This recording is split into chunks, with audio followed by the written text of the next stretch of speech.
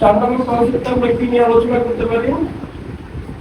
আমরা এভাবে বলতে পারি দায় এল বৃদ্ধি পেলে মালিকানা সত্ত্ব ও ই হ্রাস পাবে। কি বললাম? যে আমাদের যদি দায় বাড়ে তাহলে কি হবে? মালিকের দাবি প্রতিষ্ঠানে হ্রাস পাবে। এইরকম আমরা কিছু উদাহরণ দিয়ে বুঝি।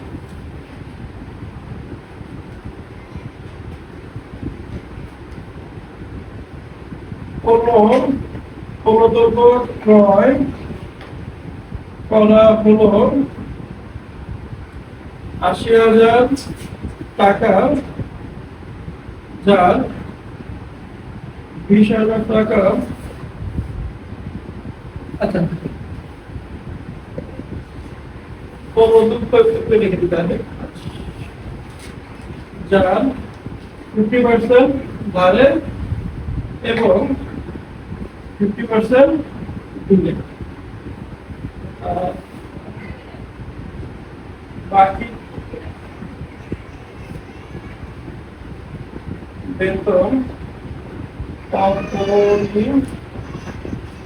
বেতন অপরিশোধিত আছে ১০,০০০ টাকা।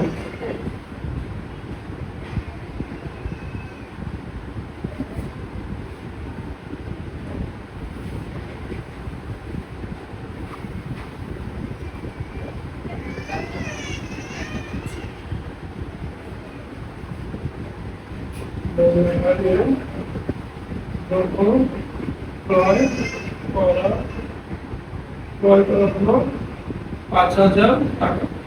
দেখো এখানে ৩টা লেনদেন নিয়ে আমরা এই টপিকটাকে আলোচনা করলাম। প্রথমে আমরা কি করবো? সমীকরণের ঘরটা আঁকি।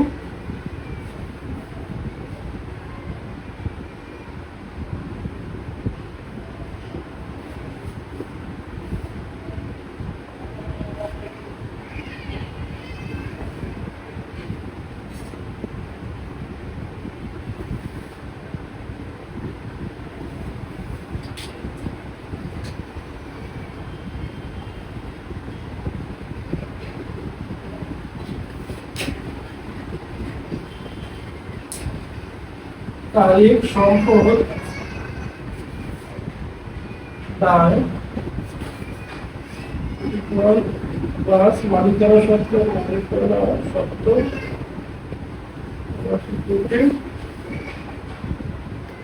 মন্তব্য। আচ্ছা, আমরা একটা লেনদেন নিয়ে আলোচনা করি। এখানে প্রথমের মধ্যে কি বলছে? পণ্যদ্রব্য কি করছে? আমরা ক্রয় করছি, কিন্তু পণ্যদ্রব্য আমাদের কি খরচ না? এই খরচ কি আমাদের এক্সপেন্স?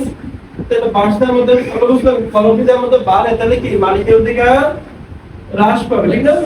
এই মালিকের অধিকার হ্রাস পাবে, খরচ বাড়া মানে কি মালিকের অধিকার হ্রাস পাবে।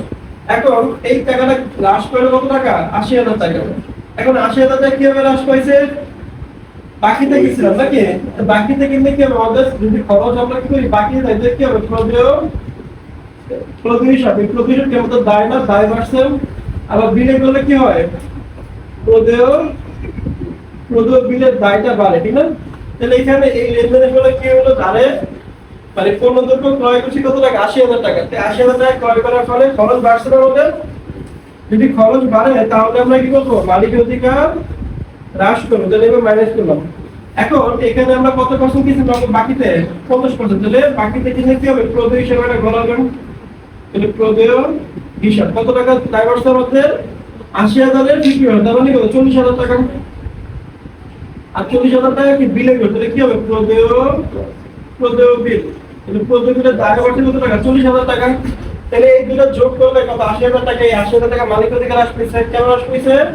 পণ্যদ্রব্য ক্রয় করার ফলে। তাহলে মোট কি লাগবো? বুঝতে পারছেন না? বুঝে নাই? মালিকের ঘরে আমাদের ফেসিলিটি আমরা কি করছি? এখানে মন্তব্য লিখছি, আপনি তো বলতে পারি। সবাই কি বুঝতে পারছেন? আচ্ছা, ঠিক আছে। এবার আসো ২ নম্বর লেনদেনে কি বলছে আমাদের? বেতন কি আছে? বেতন অপরিশোধিত বকেয়া আছে। কি আছে? বকেয়া আছে। এখন এই যে খরচ, এই বেতন অবশ্যই থাকে কখন? যখন আমার অলরেডি এই কাজটা করছে তারপর টাকা দেই নাই, টাকা দেই নাই। না দেওয়ার মানে কি যে অবশ্যই কি বলতেছে বেতন অবশ্যই থাকা মানে কি বেতনটা বকে আছে, বেতন কি আমাদের খরচ না? তাহলে খরচটা কি আমাদের বাড়ছে না? তো খরচ বাড়লে কি হবে? মালিকের অধিকার হ্রাস পাবে। আর এটা অবশ্যই থাকার ফলে কি দায় বাড়ছে না? বকেয়া খরচ কি আছে? এই যে বেতনটা কি আছে? বেতন বেতন কি আছে? বকেয়া আছে। এখন এই বকেয়া থাকার ফলে বেতন টাকা বকেয়া থাকার ফলে কি তাকে টাকা পরিশোধ করতে হবে। তাহলে আমি দায় বলতে আছি, এজন্য কি হলো আমাদের এই বকেয়া বেতনের ফলে আমাদের দায়টা বাড়ছে, ঠিক না? তাহলে এখন বকেয়া বেতনের নামে একটা ঘর রাখবে এখানে আমরা, বকেয়া বেতন। তাহলে কত টাকা আছে এখানে? 10,000 টাকা। তাহলে এখানে দায় বাড়ছে কত টাকা? 10,000 টাকা। আর খরচ বাড়ছে আমাদের 10,000 টাকা। সে খরচ বাড়া ফলে কি মালিকের অধিকার হ্রাস পাবে। তাহলে এই জন্য মাইনাস করছি। তাহলে এখানে কি লিখবো? বেতন। তাহলে বেতন খরচ করতে হবে। দেখো তো এই পর্যন্ত আমি তো বলতে পারি এই পর্যন্ত সবাই ক্লিয়ার? এবার দেখো 3 নম্বর লেখাটা কি বলছে আমাদের? 3 নম্বর বাকিতে আচ্ছা মনিহারি দ্রব্য ক্রয় করতে। তো মনিহারি দ্রব্য কি আমাদের খরচ? এটা কি আমাদের খরচ? এটা কি খরচ? যদি বাকিতে পাই তাহলে আমাদের কি সৃষ্টি হয়? প্রদেয় হিসাবে সৃষ্টি হয়। তাহলে প্রদেয় হিসাব কি আমাদের দায় বাড়ছে আমাদের, ঠিক না? আচ্ছা, তো পণ্যদ্রব্য ক্রয় করার ফলে পণ্যদ্রব্য কি করছি আমরা? ক্রয় করতে। তাহলে ক্রয় করলে এই খরচটা কি হয়েছে? খরচটা আমাদের বাড়ছে। আর খরচ করলে কি আমাদের মালিকের অধিকার কি পায়? হ্রাস পায়। তাহলে এখানে আমাদের কি দেওয়া হলো? প্রতি হিসাবে দায় বাড়ছে। কত টাকা দায় বাড়ছে? 5,000 টাকা। তাহলে এখানে আমরা কি করবো? প্রতি হিসাবে করে 5,000 টাকা লিখবো। আর এই মনিহারি খরচের ফলে আমরা মালিকের অধিকার কি করছে? হ্রাস করছে। তাহলে মাইনাস করবো। আর এখানে কি মনিহারি। আচ্ছা, এখন দেখো এই পর্যন্ত বুঝতে পারলাম। আচ্ছা দেখো তো এখানে ইফেক্টটা কিরকম পড়ছে? সম্পদের সঙ্গে ইফেক্ট পড়ছে না? কোথায় পড়ছে? দায় আর মালিকের পাশে, তার মানে একটা পাশে পড়ছে। তাহলে এক পাশের পরিবর্তনকে আমরা কি বলি? এই যে এই এক পাশে যে আমাদের পরিবর্তন সেটা কি বলি আমরা? গুণগত বা কাঠামোগত পরিবর্তন। তার মানে এখানে এই যতগুলো লেনদেন আমরা এখানে আলোচনা করলাম সরকার কোন ধরনের পরিবর্তন আনতেছে লেনদেনে? গুণগত বা কাঠামোগত। তাহলে এখানে লিখে দিতে পারি এটা গুণগত বা কাঠামোগত পরিবর্তন আছে। দেখো আমি তো বলি সবাই বুঝতে পারছে? আচ্ছা ঠিক আছে। আচ্ছা এরপরে আমরা আরেক টপিক নাম্বার 5 নিয়ে আলোচনা করি। দেখো মালিকানা সত্ত্ব ওভার সিকিউরিটি ওই বৃদ্ধি পেলে মালিকানা সত্ত্ব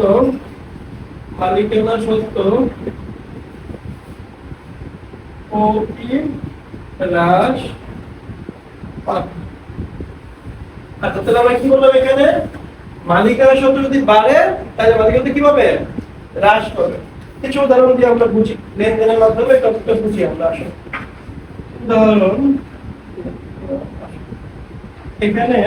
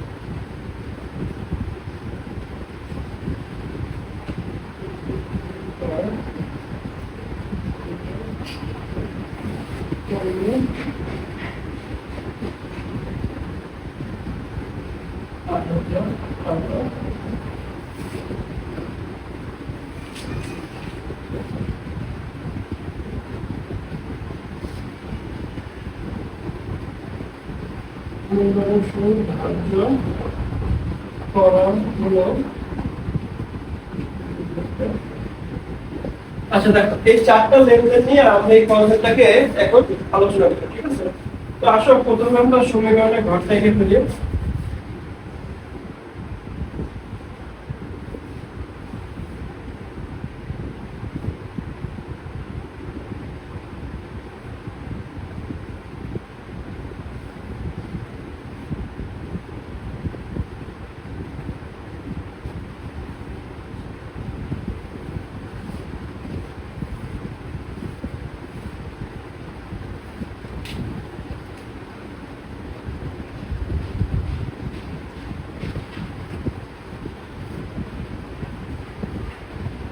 তারিখ সংখ্যক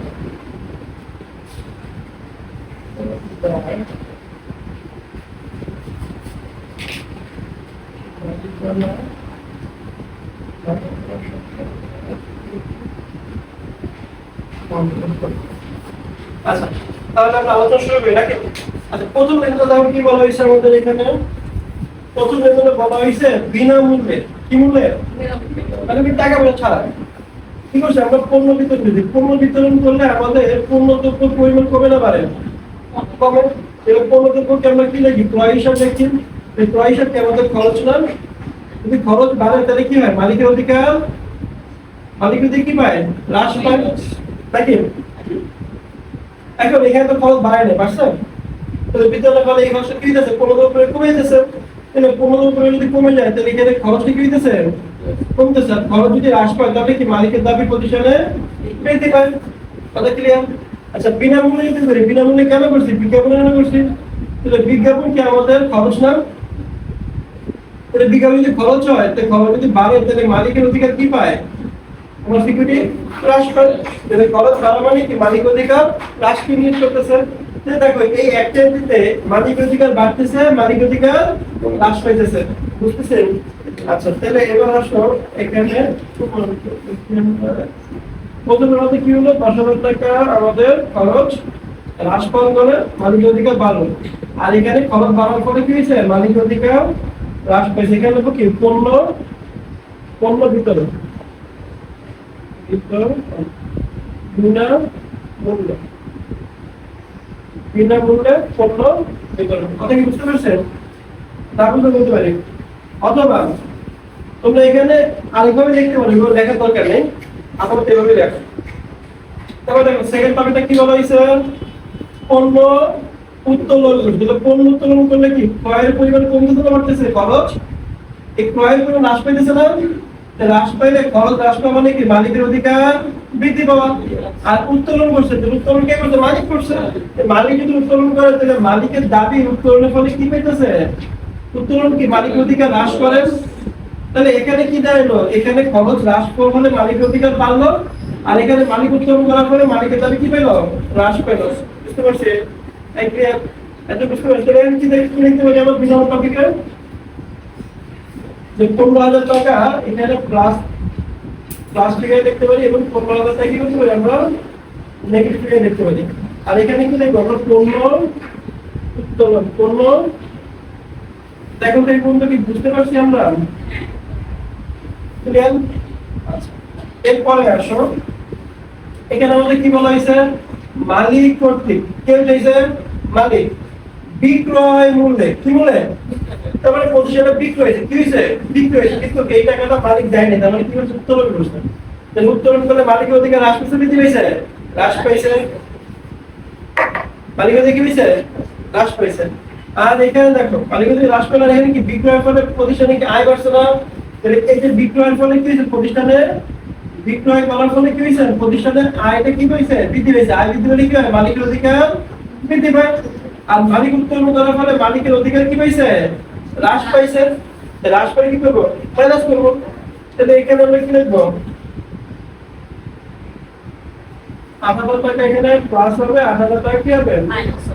মাইনাস হবে। এখানে লিখবো বিক্রয় মূল্যে পণ্য উত্তোলন। বিক্রয় মূল্যে পণ্য উত্তোলন। দেখো তো এই পর্যন্ত ক্লিয়ার কিনা? সবাই ক্লিয়ার? ক্লিয়ার? হ্যাঁ, বিষয়টা তোমরা তুমি আচ্ছা, ঠিক আছে। এবার দেখো আমাদের এই টপিকের লাস্ট লাইনে কি বলছে, মূলধনের সুদ ধার্য করা হলো। একটু বুঝো ঠান্ডা মাথায়। মালিককে আমরা কি করছি, প্রতিষ্ঠান থেকে মূলধনের সুদ দিছি। এখন ঠান্ডা মাথায় বুঝো, এই মূলধন কে দিছে, মালিক দিছে। আর মালিক কি করছে, আমি সুদ দিছি। তাহলে আমার প্রতিষ্ঠানে সুদ দেয়, তাহলে প্রতিষ্ঠানের খরচ বাড়ছে না বাড়ে নাই? বাড়ছে। তো মালিক অতিরিক্ত টাকা দিছি না, তারপর বলছিলাম কি সুদ মানে কি অতিরিক্ত অর্থ। যদি আমরা দিই তাহলে আমাদের খরচ হবে, তাহলে আমরা পাই, আমাদের কি হবে, আয় হবে। তাহলে এই সুদটা আমাকে দিতে দিতে কাকে, মালিককে। তাহলে প্রতিষ্ঠানের মালিককে টাকা দেয়, তাহলে প্রতিষ্ঠানের খরচ দিতেছে। আচ্ছা, তাহলে মূলধনের সুদ খরচ, তো এই খরচ হলে কি দিতেছে, মালিকের অধিকার হ্রাস পেতেছে। এখন দেখো এই মূলধনের সুদ কি মালিক নিয়ে গেছে প্রতিষ্ঠান থেকে? বলছে যে মালিক নিয়ে গেছে। তাহলে এই টাকাটা প্রতিষ্ঠানে এখন আছে। তাহলে প্রতিষ্ঠানের টাকাটা থাকে, তাহলে মালিকের দায়ী প্রতিষ্ঠানে বাড়তে না আসছে না, বাড়তেছে। তাহলে মালিকের দায়ী বলে কি মূলধন বাড়তেছে। তাহলে এখানে কি হচ্ছে, দুটো ইফেক্ট হচ্ছে। এখানে দুটো হচ্ছে, একটা হচ্ছে কি মূলধনের সুদ আমাদের খরচ বাড়তেছে, ঠিক না? মূলধনের সুদ কি করতেছে, আমাদের খরচ বাড়াইতেছে। খরচ বাড়ানো মানে কি, মালিকের দিকে হ্রাস করতেছে। আর মালিকের এই মূলধন সুদ না দেওয়ার ফলে কি হচ্ছে, মূলধনের টাকা বাড়তেছে। তাহলে মালিকানা সত্ত্ব, মালিকানা সত্ত্ব ওনারশিপ কি হচ্ছে, আমাদের বাড়তেছে। তাহলে দেখো এক জায়গায় খরচ বাড়ানো হলে মালিক অধিকার হ্রাস করলো, মালিক করে কি, মালিক অধিকার এখানে কি মূলধনের ফলে বৃদ্ধি পেয়েছে, কি করবো, প্লাস করবো। তাহলে এখানে আমাদের কি হবে, একবার প্লাস হবে, একবার মাইনাস হবে। কত টাকা, 2000 টাকা। 2000 টাকা প্লাস, 2000 টাকা মাইনাস। এখানে মূলধনের সুদ, কি লিখবো, মূলধনের সুদ। কথা কি বুঝতে পারছেন? এখন তো এই পুরো সবাই ক্লিয়ার কিনা? চাকা বলে পুরো সবাই ক্লিয়ার? আচ্ছা, ঠিক আছে। তারপরে আসুন, তারপরে আমরা 5 নম্বরের পর 6 নম্বর টপিকটা নিয়ে আলোচনা করি।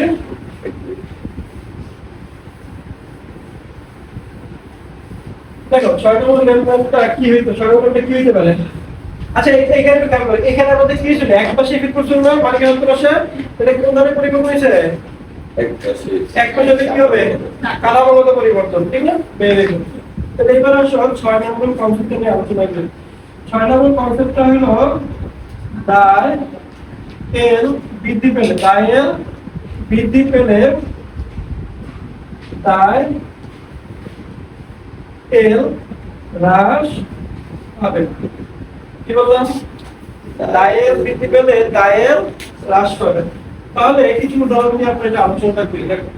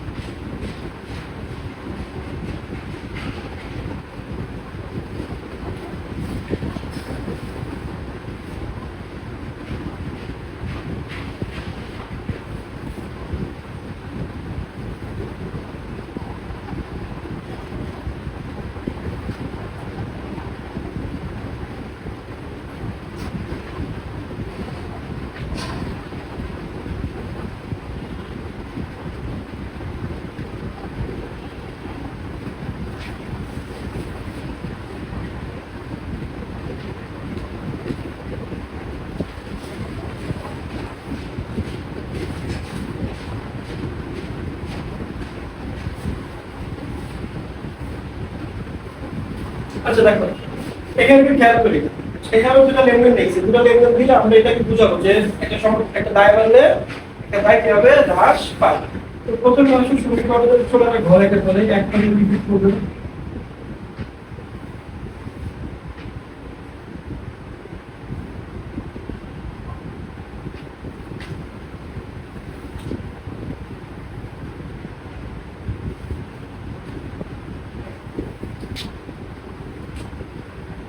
বিষয়ক সমীকরণ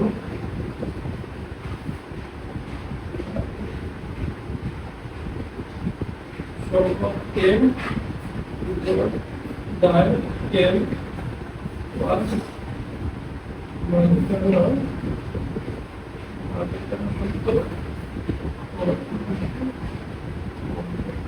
আচ্ছা দেখো একটু নির্ণয়গুলো আমরা বুঝি। হ্যাঁ, খেয়াল করো প্রথমটার মধ্যে কি বলা হয়েছে এখানে যে বিলের স্বীকৃতি প্রদান। কি করছি আমরা?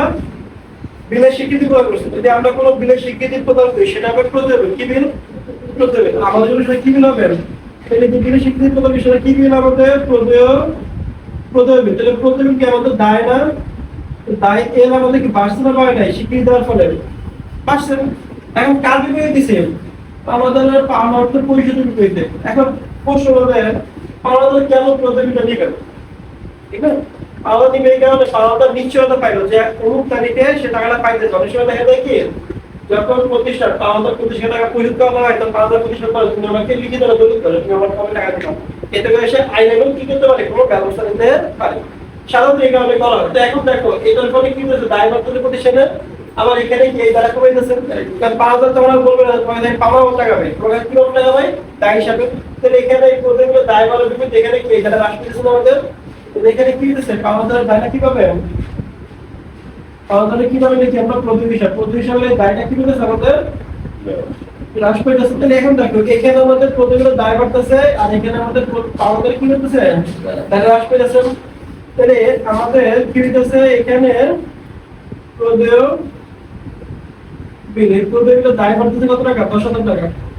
একই সাথে পাওনাদার প্রদেয় হিসাবের দায় কমতেছে কত টাকা? 10,000 টাকা। দেখো তোমাকে না বুঝে লেনদেনটা আমাকে বলতে পারো। দেখো তো ক্লিয়ার গেল কনসেপ্টটা? বুঝছো?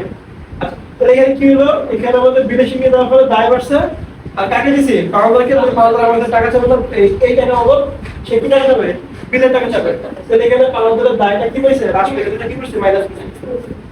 আচ্ছা এরপরে টপিকটা কি বলা হয়েছে যে একটি স্বীকৃতি বিল ইস্যুর মাধ্যমে তাহলে আমরা বুঝলাম ইস্যু করলাম প্রদান করলাম তাহলে কি হবে? প্রদেয় বিল। তো প্রদেয় বিলের ফলে কি দায়টা বাড়ছে না নাই? বাড়ছে। এখন কাকে দিছি এটা? ঋণকে। মানে আমি কাউকে ঋণ নিয়েছিলাম তাকে আমি কি করছি? এটা বিলটা ইস্যু করছি। তাকে টাকা দিই না, কি দিছি? বিল দিছি। তাহলে এই যে ঋণের যে দায়টা ছিল সেটা ট্রান্সফার কোথায়? প্রদেয় হিসাবে প্রদেয় বিলে। তাহলে এই দায়টা কি আছে? তাহলে এই দায়ের পরিমাণ কি হচ্ছে? আমাদের হ্রাস পেতেছে। তাহলে এখানে আমাদের কি হচ্ছে? দায়টা বাড়তেছে আর এখানে দায়টা ঋণের দ্বারা কি হচ্ছে? হ্রাস পেতেছে। তাহলে ঋণের দ্বারা যদি হ্রাস পায় তাহলে এখানে ঋণের একটা ঘর রাখতে হবে আমাদের। ঋণ কত টাকা আমাদের দায় হ্রাস পেতেছে? 20,000 টাকা। তাহলে এখানে 20,000 টাকা কি করবো? আমরা ঋণ থেকে মাইনাস করবো আর প্রদেয় বিলে কি করবো? 20,000 টাকা কি করবো? অ্যাড করবো। দেখো তো না বুঝতে বলতে পারি। সবাই কি বুঝতে পারছেন? এই সবাই ক্লিয়ার? আচ্ছা এবারে যদি ক্লিয়ার হয় তাহলে খেয়াল করো এটা কয় ধরনের ইফেক্ট করছে? ইকুয়ালের এই পাশে আর এই পাশে কয় পাশে করছে? এক পাশে ইফেক্ট করছে। তাহলে এক পাশে ইফেক্ট করলে একটু বলো কি ধরনের পরিবর্তন আসবে? কাঠামোগত পরিবর্তন। Very good. তাহলে কাঠামোগত বা কাঠামোগত বা গুণগত কাঠামোগত বা কি কত? গুণগত পরিবর্তন। তার মানে এতটুকু কি আমরা আইডিয়া কিনে নিলাম এই পর্যন্ত? হ্যাঁ সবাই বুঝতে পারছি? মন্তব্য কেন হয় নাই? কারণ মানে ভেরি গুড। আচ্ছা